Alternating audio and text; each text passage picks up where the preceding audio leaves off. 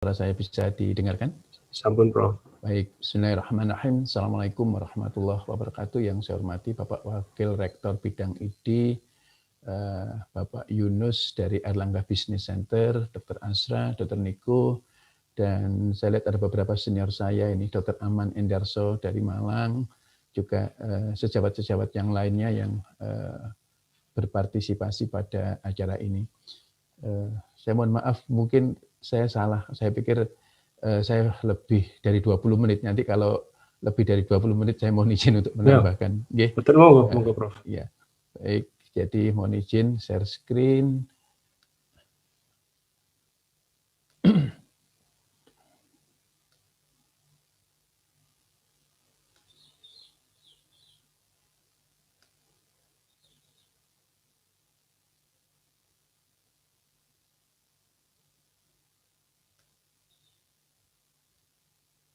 Baik, saya diberi judul entrepreneurship dengan bidang kesehatan atau lebih spesifik lagi dengan bidang kedokteran, yang mana entrepreneurship ini sebenarnya bukan sesuatu yang baru, tetapi mungkin di bidang kesehatan, di bidang kedokteran masih belum masuk di dalam suatu kurikulum yang resmi.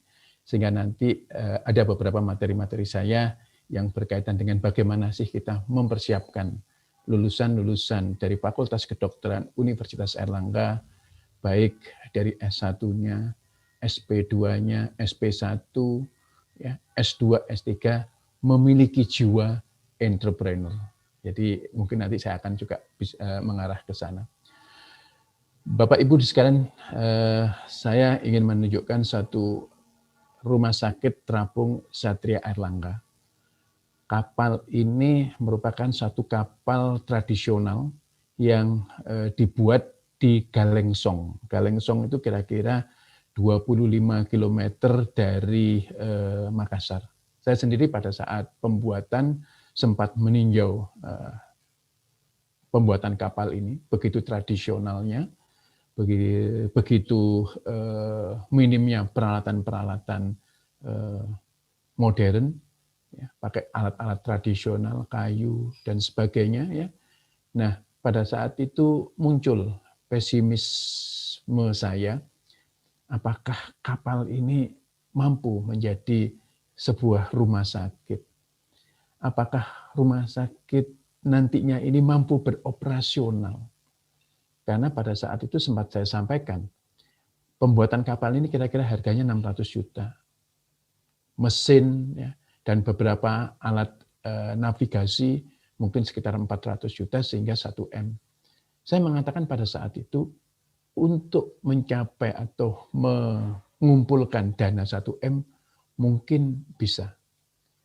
Tetapi kenyataannya kapal ini sudah 4 tahun dan selalu hadir di daerah-daerah terpencil di Indonesia. Hadir untuk ikut membantu menyelesaikan masalah-masalah bencana. Yang paling baru adalah di Majene dan Mamuju. Kapal ini datang ke sana, kapal tradisional. Ada 2 kamar operasi di dalamnya. Begitu datang juga sudah langsung beraktivitas untuk membantu mobilisasi pelaksanaan donor darah dan donor darah plasma konvalesen.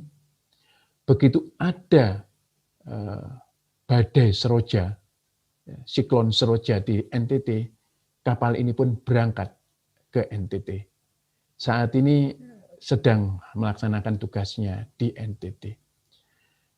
Kapal ini kira-kira operasional tanpa bergerak pun kira-kira 38 juta per bulan.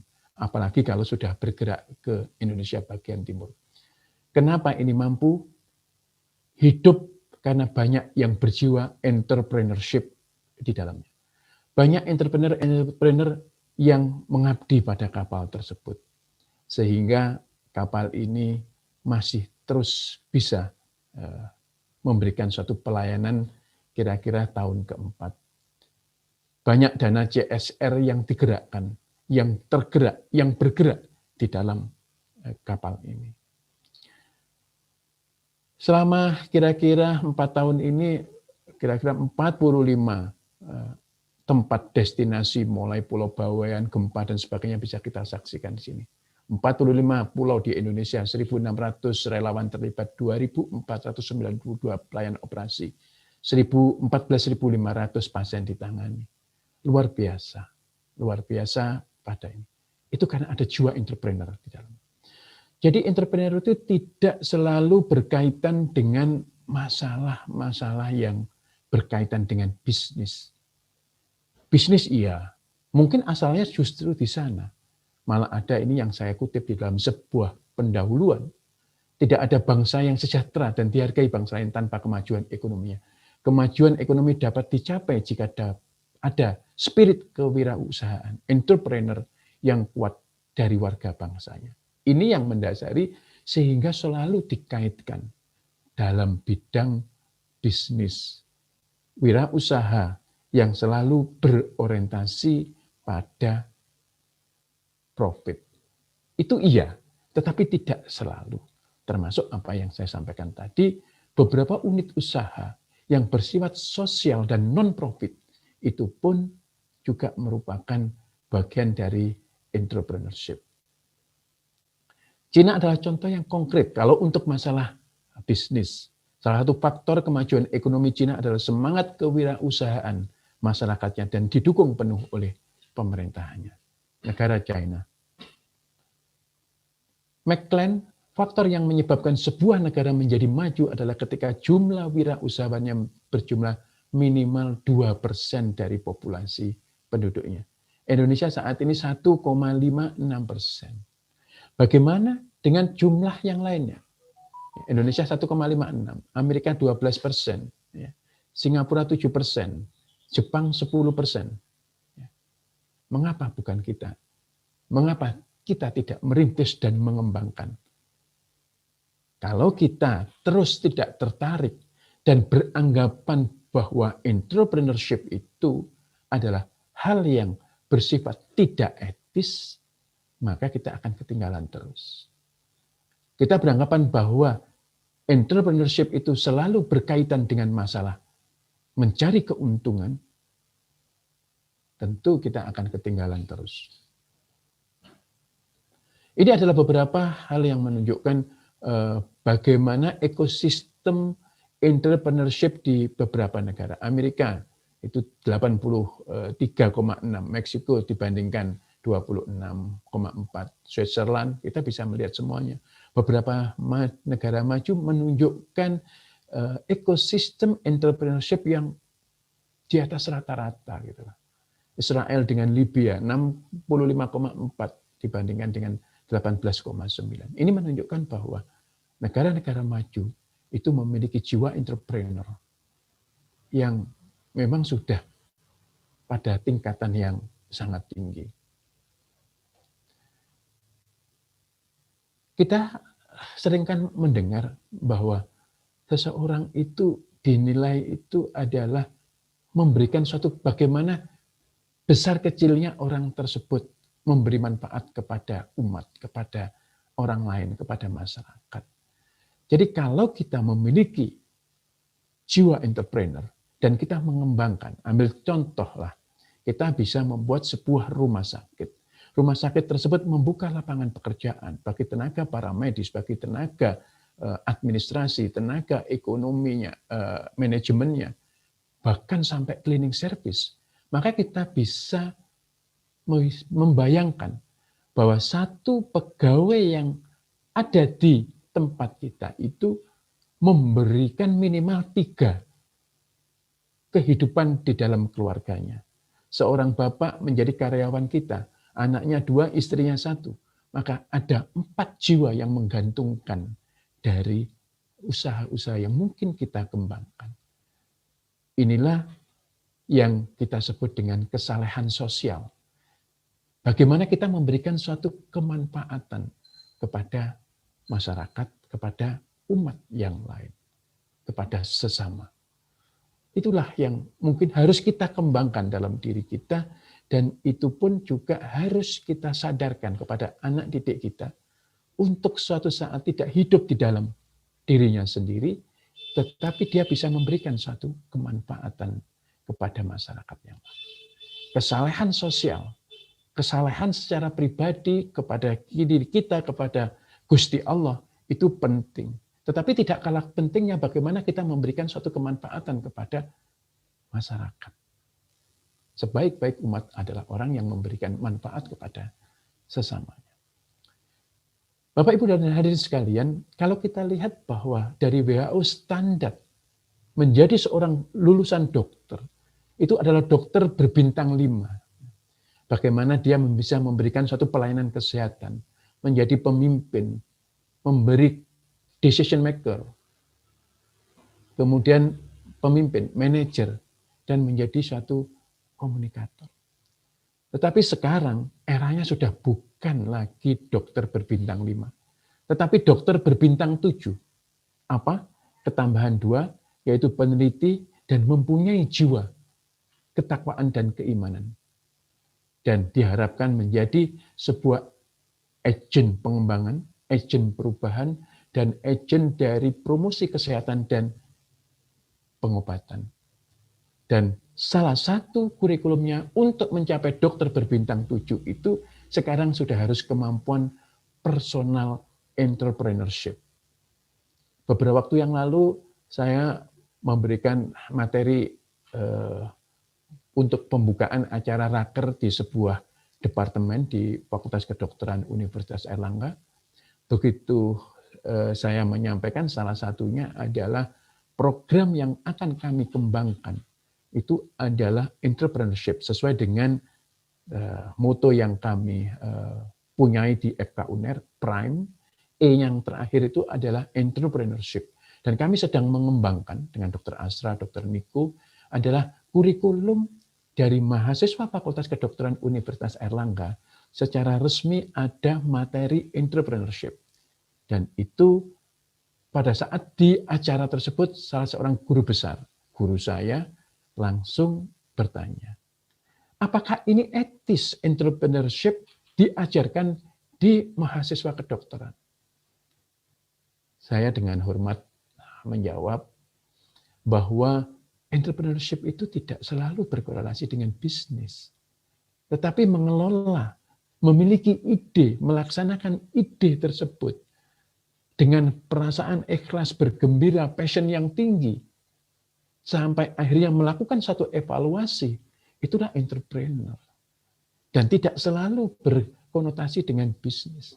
Alhamdulillah, beliau akhirnya mulai terbuka. Dan saya memang yakin, pada saat kami nanti akan melaksanakan kurikulum entrepreneurship di FK UNER, saya yakin pertanyaan-pertanyaan demikian akan selalu muncul. Karena apa? Karena mindset yang ada di para senior-senior kami masih menganggap bahwa entrepreneurship itu sesuatu yang tidak etis. Sesuatu yang selalu mencari keuntungan. Padahal bidang kedokteran itu diciptakan untuk memiliki lulusan-lulusan yang berjiwa sosial. Oleh karena itu, nanti akan kami kembangkan bukan entrepreneurship murni, tetapi socio-medico entrepreneurship. Entrepreneurship yang berbasis medis dan sosial. Dan di dalam pelaksanaan entrepreneurship ini selalu mengacu kepada etika. Etika yang harus kita junjung secara bersama. Ini adalah 6 universitas yang di dunia yang memiliki ranking tertinggi entrepreneurship-nya, yaitu Stanford University, Harvard University, University of California, Berkeley, New York University, University of Pennsylvania, Massachusetts Institute of Technology, dan mudah-mudahan suatu saat Universitas Airlangga bisa masuk di dalamnya. Jadi saya mencoba untuk mencari beberapa literasi tentang entrepreneurship. Suryana 2013 mengatakan bahwa penerapan kreativitas dan inovasi mencari peluang dari masalah yang dihadapi dalam kehidupan sehari-hari. Itulah entrepreneurship. Tadi Bapak Wakil Rektor sudah menyampaikan justru di dalam masa pandemi ini banyak sekali muncul para entrepreneurship. Karena apa? Karena ada tantangan. Genus yang diciptakan oleh Universitas Gadjah Mada, bagaimana mendeteksi dengan hembusan nafas, atau mungkin ITS dengan bau tubuh. Ya, itu adalah bentuk bagaimana kreativitasnya muncul, inovasinya muncul, karena ingin sesuatu yang sifatnya praktis tanpa harus melakukan swab di dalam hidung tenggorokan, dan ternyata peluang itu muncul dalam kesulitan. Entrepreneurship, luar biasa. Dan bagaimana kita ini tertantang untuk menghasilkan lulusan-lulusan dari mahasiswa FK UNER ini memiliki jiwa entrepreneur itu. Sikap untuk menciptakan inovasi tidak hanya mencari keuntungan pribadi dan mempunyai nilai sosial. Ini yang akhirnya kita adop. Di FK UNER itu akhirnya membuka sebuah kurikulum yang nanti kita sebut dengan medico-socio entrepreneurship. Hermawan, usaha untuk menciptakan kesempatan bisnis dengan melakukan manajemen terhadap resiko yang muncul timbul. Para entrepreneur sejati itu adalah orang-orang yang berani mengambil resiko. Resiko diketawain orang, resiko untuk gagal, resiko untuk rugi, resiko untuk mungkin dianggap orang yang gagal gitu ya. Itu harus berani. Tetapi bukan berarti harus mengambil resiko tanpa perhitungan, tidak. Dalam dunia modern saat ini untuk mendirikan sebuah rumah sakit pun ada feasibility study. Dari semua aspek dinilai. Sehingga akhirnya nanti muncul sebuah rumah sakit dengan layanan apa yang bisa ditawarkan di rumah sakit yang akan diciptakan tersebut. Kemampuan seseorang untuk peka dan peluang untuk menghadapi satu peluang. Sekali lagi, peluang, kesempatan, inovasi, kreativitas, itulah sebenarnya nyawa dari entrepreneur. Upaya terorganisir untuk mencari sebuah peluang dan menciptakan inovasi. Peluang inovasi. Sekali-kali, lagi-lagi peluang dan inovasi. Prinsip entrepreneur itu sebenarnya kreativitas dan inovasi. Kalau kreativitas itu adalah thinking using, dan inovasinya itu doing using. Harus ada kebaruan. Kalau tidak ada kebaruan, tidak ada inovasi, maka itu bukan entrepreneurship. Mungkin follower ya. Baik, kreativitas dan inovasi, inti dari entrepreneurship. Selanjutnya, kreativitas itu adalah ide untuk menciptakan sesuatu yang baru dan berbeda. Pengalaman beberapa kira-kira 10-11 tahun yang lalu, saya dengan beberapa teman-teman membangun sebuah rumah sakit ibu dan anak gitu. Di Surabaya sudah banyak rumah sakit ibu dan anak, tetapi ada yang different, berbeda ini yang kita bawa menjadi suatu pembeda yang pertama. Saat itu rumah sakit ibu anak selalu, atau rumah sakit umum pun selalu bekerja sama untuk selalu ditawarkan susu formula. Kami tidak. Kami harus menawarkan susu ibu adalah yang terbaik. Harus yakin susu ibu bisa keluar. Sehingga kami menerapkan inisiasi menyusu dini. Kami menerapkan pelaksanaan inisiasi menyusu dini di kamar operasi. Yang mungkin sebelumnya beranggapan bahwa itu tidak memungkinkan. Tetapi 2009-2010, alhamdulillah kami bisa. Dan akhirnya sekarang sudah menjadi hal yang biasa. Kecuali kalau pada saat masa pandemi ini sangat dibatasi untuk orang-orang yang berada di dalam kamar operasi.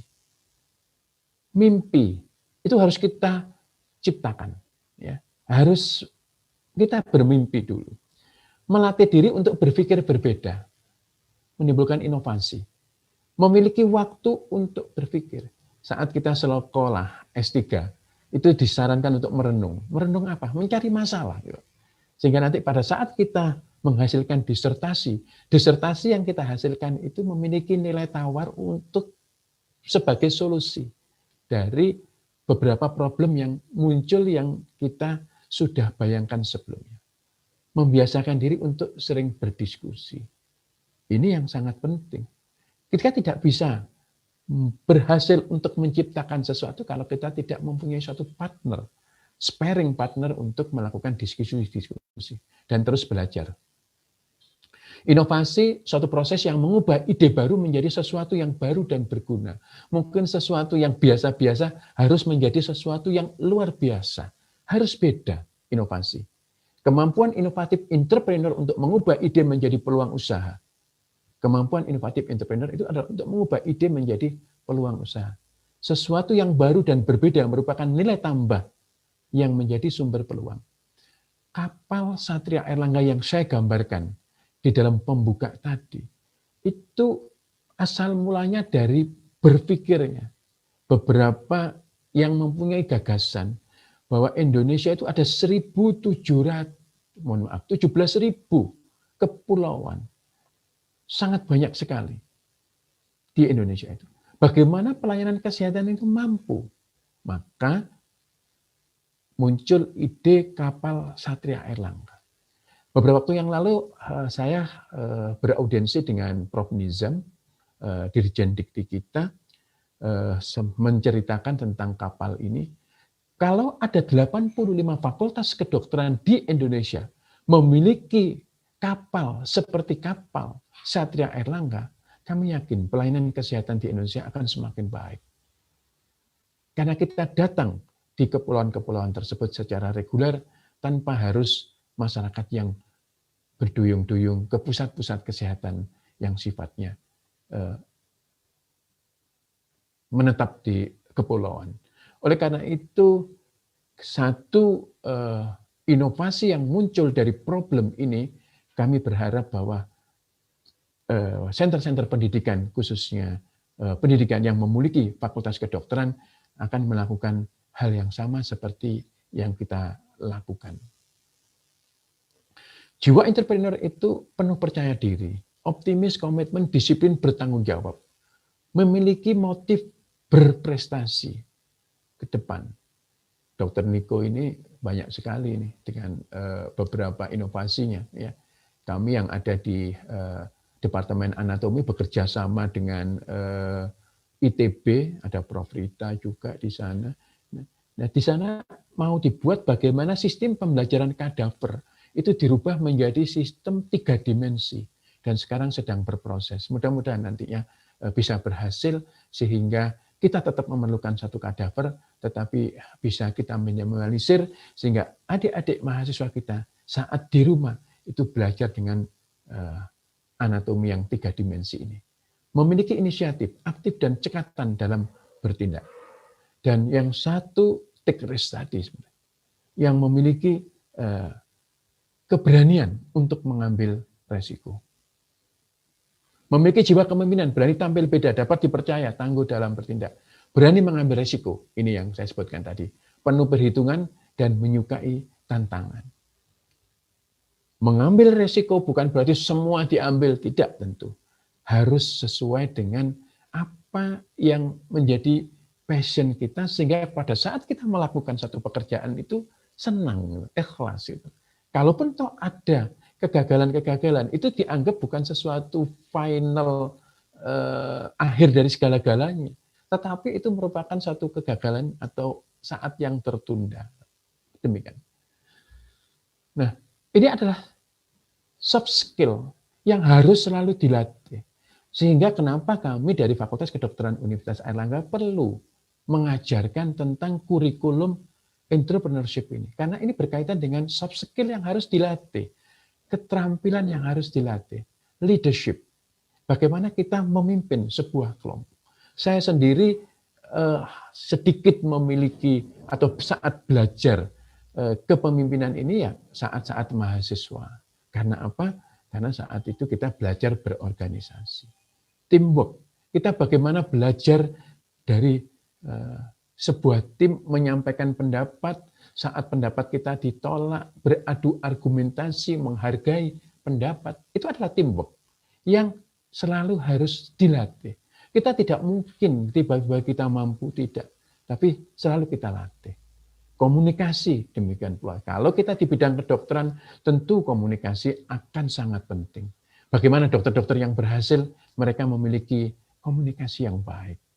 problem solving, selalu mempunyai ide jalan keluar, flexibility, gagal dari satu jalan mengarah ke jalan berikutnya, dan bisa memanage waktu dengan baik. Bagaimana kita sama-sama memiliki waktu 24 jam, tetapi kita bisa memanfaatkan untuk banyak hal, dibandingkan dengan mungkin kita hanya mempunyai sama 24 jam, tetapi hanya memiliki kegiatan 1-2 saja. Ini yang kita sebut dengan time management. Apa makna entrepreneurship di bidang kedokteran? Mengadakan atau menjalankan sebuah bisnis? Tidak selalu. Entrepreneurship untuk pendidikan dokter bukan berarti membuat perusahaan sehingga membuat kemampuan profesi berkurang, tidak. Ini adalah sebuah pelengkap yang harus dipenuhi, yang harus dimiliki oleh anak didik kita sehingga nanti dia mampu membaca ada sebuah peluang dan menawarkan sebuah inovasi. Itu yang ingin kita lakukan.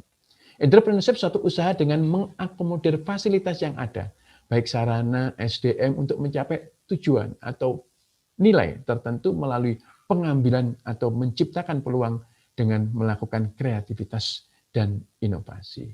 Ingat, tadi yang disebut dengan inovasi adalah creativity dan innovation. Entrepreneurship adalah jiwa dan karakter. Jadi kita tidak akan mengajarkan kamu cara membuat perusahaan begini, cara membuat rumah sakit gini, tidak. Tapi kita mengajarkan tentang soft skill, bagaimana nanti dia berkembang menjadi seorang entrepreneur. Mengapa dokterpreneur? Ya, karena jiwa kita sebagai seorang dokter itu selalu dituntut untuk selalu membaca masalah, menegakkan diagnosanya, mengobati. Ini sebenarnya sama dengan pola pikir sebagai seorang entrepreneur. Sehingga kita melihat bahwa karakteristik seorang entrepreneur dengan dokter itu memang mirip. Dokter, etika kerja yang baik, harus dituntut kita ini beretika. Ya. Melakukan satu pemeriksaan yang cermat, observasional yang cermat. Kemudian menanyakan mulai keluhannya. Bagaimana kita tidak mempunyai kemampuan komunikasi yang baik, kita bisa menegakkan diagnosis yang baik, kita bisa mengobatinya dengan baik, maka kita harus mempunyai komunikasi yang baik. Kita menjadi komunikator yang baik, inovator, dan selalu belajar. Itu adalah karakteristik sebagai seorang dokter. Sedangkan karakteristik entrepreneur, etika yang baik, kreatif, inovatif, mandiri, semangat belajarnya tinggi, dan mampu berorganisasi, menjadi seorang manajer.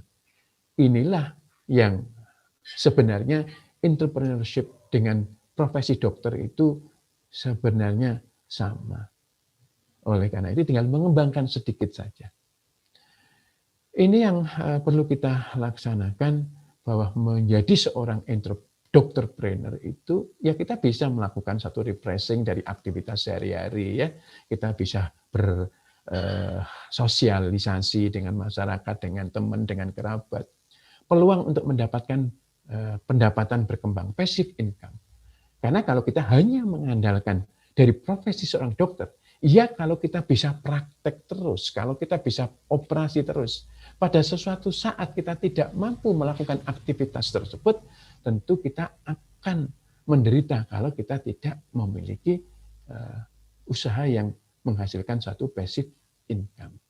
Kita juga harus mendasari itu semuanya untuk sebagai sarana ibadah, membuka lapangan pekerjaan, memberikan suatu kemanfaatan kepada orang lain, sehingga kita bisa menjadi pribadi-pribadi yang tingkat kesalehan sosialnya juga sangat tinggi. Kemudian menambah teman dan relasi. Bagaimana statnya? Ya, kita kalau berprofesi dokter ya kita bisa, apakah rumah sakit, apakah laboratorium, apakah mungkin usaha-usaha yang lain, termasuk kapal Satria Airlangga.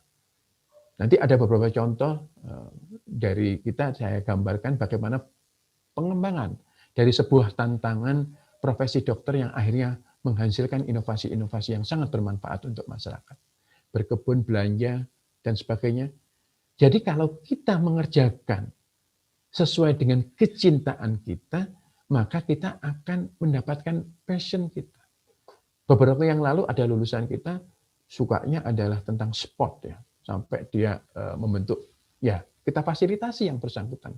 Bahkan saya tawari untuk menjadi staf untuk mengembangkan kedokteran olahraga di Fakultas Kedokteran Universitas Airlangga. Karena saya yakin hobinya dia itu olahraga, sehingga dia akan bekerja dengan passion-nya.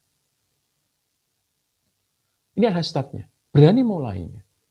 Kita mulai saja. Dan yang penting mulai dan niatkan. Kesulitan apa yang kita dapatkan, kita akan pecahkan nanti. Kita bisa mulai merancang logo, mendesain sesuatu, jumlah kepegawaian, berhitung. Dan ini biasanya ada ilmunya, ada visibility study-nya.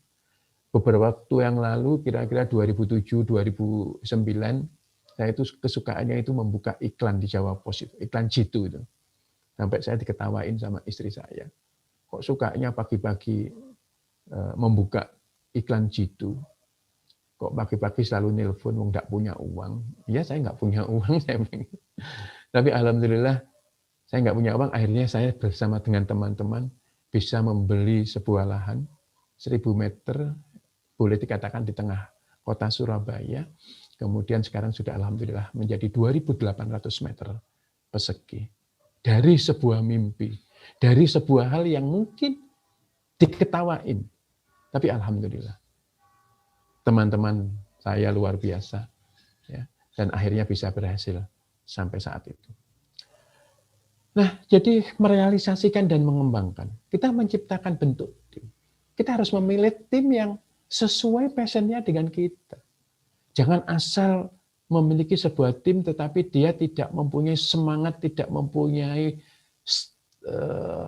fighting support ya, tidak mempunyai jiwa untuk selalu berusaha. Nah, kita harus menyeleksi.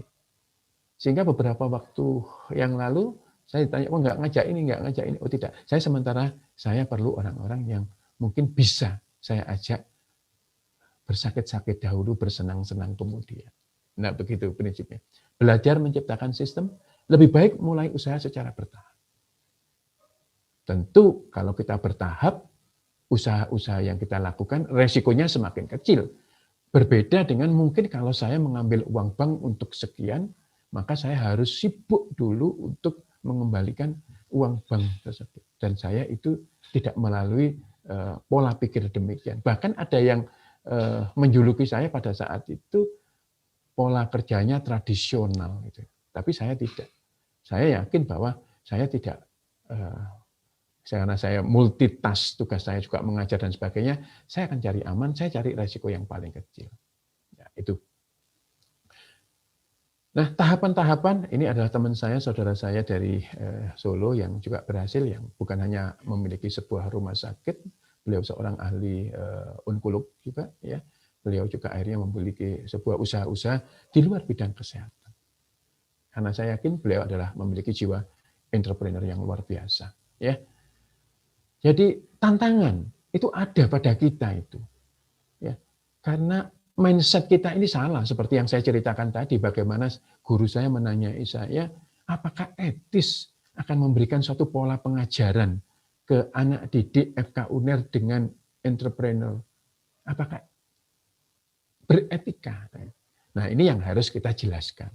Tentu butuh kesabaran, tentu penjelasan yang rasional, bahwa untuk hidup saat ini, masa saat ini, dengan era disruption saat ini, tentu tidak cukup dengan pola pikir yang lama. Jadi tantangan saat ini, kalau dipotret, diselesaikan dengan pola pikir yang lama, tentu tidak akan selesai dan tidak akan menjawab sebuah tantangan tersebut.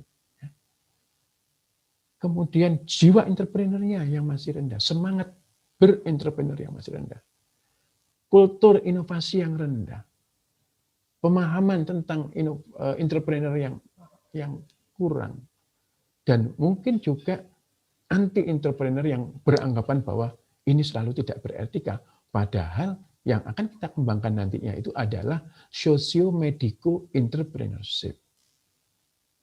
Beberapa waktu yang lalu saya menyampaikan tentang ide untuk residen, untuk PPDS Opjin, dan alhamdulillah diterima dengan sangat baik. Pada waktu saat itu juga kami menghadirkan Bapak Menkes kita, Bapak Budi Gunadi, ya, Budi Gunadi Sadikin, ya. Beliau juga memberikan materi. Saat itu saya menyampaikan beberapa ide yang perlu dikembangkan di Kolegium Obstetrik dan Ginekologi. Dan alhamdulillah diterima, dan insya Allah akan berlangsung lagi lokakarya yang kedua pada bulan Juni nanti, dan insya Allah akan menghadirkan Bapak Insinyur Khairul Tanjung. Sesuatu yang kita harus banyak belajar di luar bidang kita. Bukan berarti kita akan mengurangi materi yang akan terkait dengan kompetensi seorang dokter, tetapi melengkapi yang sudah kita miliki. Ini adalah alat ukur kontraksi uterus digital, sejawat kita dari Semarang, yang mampu akhirnya kita bisa lebih mudah. Kita mempunyai ekokardiotokografi, tapi mungkin akan lebih sederhana yang bisa dikembangkan. Juga blood pressure pada pasien-pasien ibu hamil dengan preeklamsi itu sudah ada sekarang, bagaimana dikembangkan dengan menggunakan gadget kita, HP-HP kita, para ibu bisa langsung mengukur.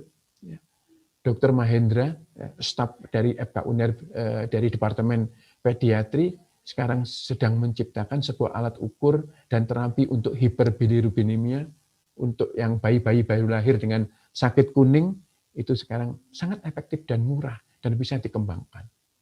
Ya.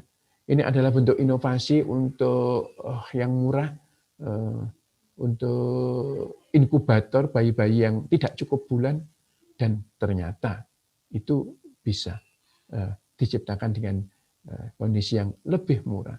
Beberapa waktu yang lalu pada saat negara kita Indonesia kelangkaan dari alat untuk bantuan pernapasan pada pasien-pasien COVID, dan ITB ternyata mampu membuat ventilator yang bisa kompetitif secara harga, dan ini yang mungkin sudah banyak digunakan. Jadi, atau mungkin kalau perlu dikembangkan lagi yang lebih baik. Nah, tugas kita bukanlah untuk berhasil. Itu prinsip dari seorang entrepreneur. Tugas kita adalah untuk mencoba, memulai. Karena dengan mencoba itulah kita menemukan dan belajar membangun kesempatan untuk berhasil. Bagaimana kita akan berhasil kalau kita tidak pernah mencoba? Keberanian untuk mencoba itu adalah salah satu soft skill yang dimiliki oleh seorang entrepreneur. Pada hari ini adalah Hari Pendidikan Nasional kita. Saya ingin mengingatkan diri saya dan sejawat-sejawat juga yang mungkin menjadi seorang guru adalah harus merangkul dengan tangan, harus membuka pikiran, dan harus menyentuh hati. Terima kasih, lebih kurang mohon maaf. Akhirul kalam, wassalamualaikum warahmatullahi wabarakatuh.